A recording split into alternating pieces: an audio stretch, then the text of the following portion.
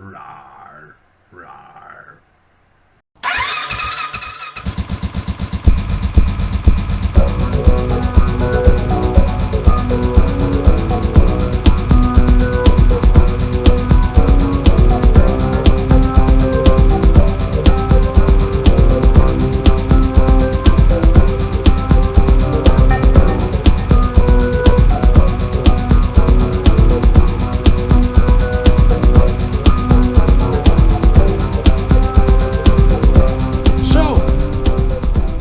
That while we have the back wheel out and all that out, we're going to have a closer look. Now remember, I used to complain that I used to get so much water in my oil filter, and I came across some forums that actually talk about the same thing. And now with everything out of the way, we finally can see how the inlet is actually being routed. And as you can see,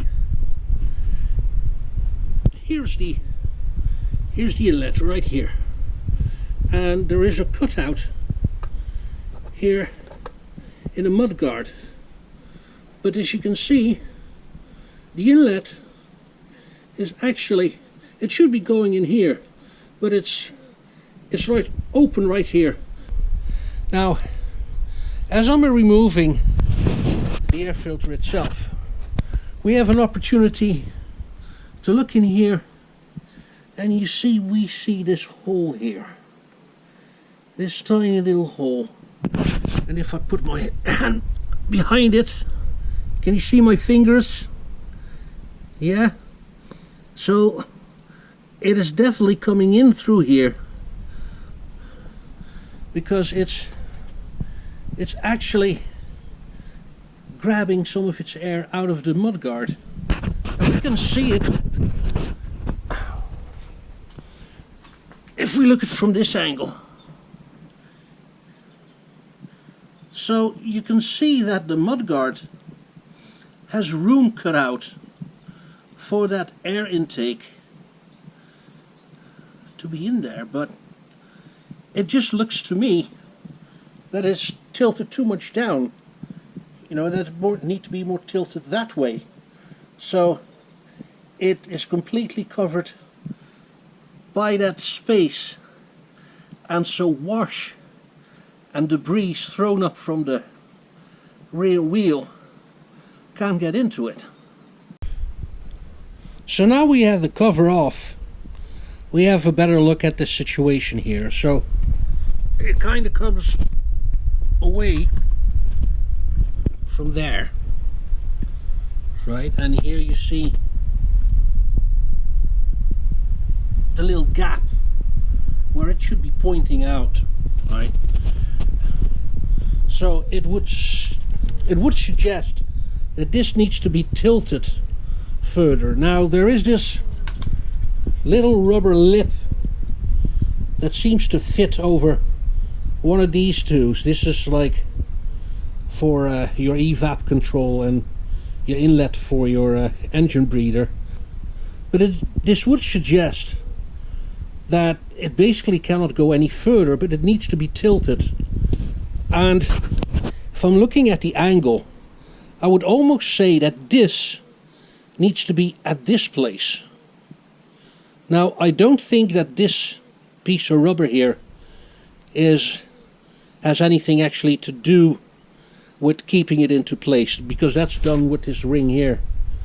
But I would almost feel that if we would align this lip with this hole here, it would almost be perfect. So I'm going to loosen this up and see, I'm going to change it, and then we'll put it back into position and see how the inlet fits then in respect of this gap that has been made in the back fender to actually accommodate it, and preferably without, you know, having a gap here where air and water can come into the air filter.